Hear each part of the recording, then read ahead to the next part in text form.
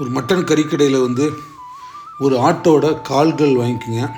நம்ம இன்றைக்கி ஒரு வித்தியாசமான முறையில் ஆட்டுக்கால் சூப்பு செய்ய போகிறோம்.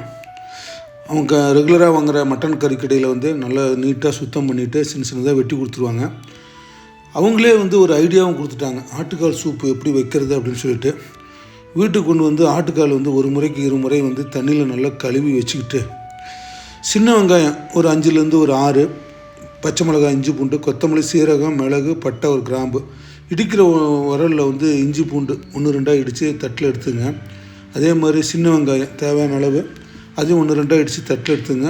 ஒரு 2 பச்சை மிளகாய் 1-2 இடித்து அதையும் தட்டில் எடுத்துங்க. சீரக மிளகு, பட்டை, ஒரு கிராம்பு அதையும் தூள் தூளாக இடிச்சுங்க. கொத்தமல்லி தழை எடுத்துங்க.